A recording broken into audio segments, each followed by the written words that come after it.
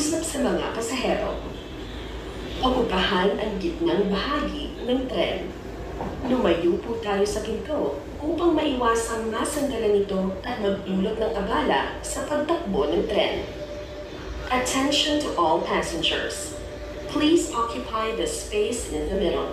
Stand clear of the train door to ensure your safety.